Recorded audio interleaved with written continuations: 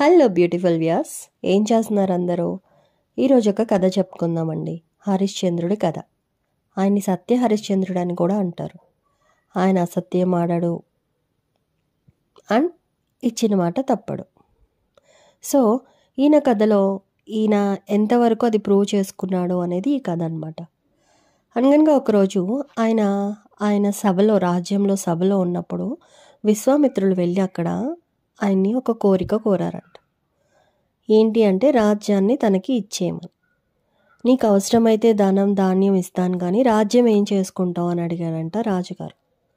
లేదు, నాకు రాజ్యమే కావాలి, ఇస్తా అంటే ఇవ్వు, లేదంటే వెళ్ళిపోతా అన్నాడంట. మాట తప్పని మనిషి కాబట్టి రాజ్యాన్ని ఇచ్చేశాడంట. రాజ్యం దానం ఇచ్చేటప్పుడు దక్షిణ కూడా ఇవ్వాలి కదా అని అడిగాడంట విశ్వామిత్రుడు. అయితే దక్షిణ ఇవ్వడానికి నా దగ్గర ఏమీ లేదు కదా అన్నాడంట రాజు. ఇస్తే దక్షిణతో పాటు రాజ్యాన్ని ఇవ్వలేదంటే వదిలే అన్నాడంట. ఆడిన మాట తప్పకూడదు కాబట్టి తన భార్యా బిడ్డల్ని కాశీలో ఒక బ్రాహ్మణ దంపతులకి సేవకులుగా ఇచ్చేసి ఆ వచ్చిన డబ్బుల్ని దక్షిణగా ఇచ్చారంట హరిశ్చంద్రుడు. అది సరిపోదు అన్నారంట విశ్వామిత్రులు.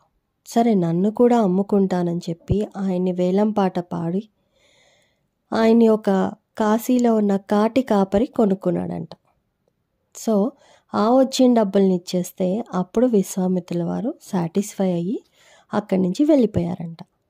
కానీ ఎక్కడైతే భార్యాబిడ్డలు నమ్మేశారో, సేవకులుగా, వాళ్ళు అక్కడ నానా కష్టాలు పడుతూ ఉన్నారంట. ఒకరోజు రాజువారి కొడుకు అడవికి వెళ్ళి కట్టెలు కొట్టుకురమ్మన్నారంట. సో వెళ్తే అక్కడ పాము కాటికి అతను చనిపోయాడు.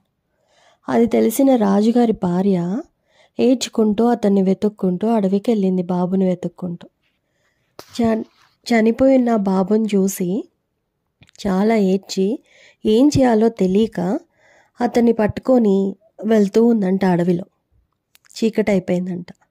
అటుగా వెళ్తున్న రాజభటులు ఈమె పిల్లల్ని ఎత్తుకుపోయే ఆమె అనుకొని ఆమెకు మరణదండన విధించాలని చెప్పి కాశీలో ఉన్న ఆ శ్మశానానికి తీసుకెళ్లారంట.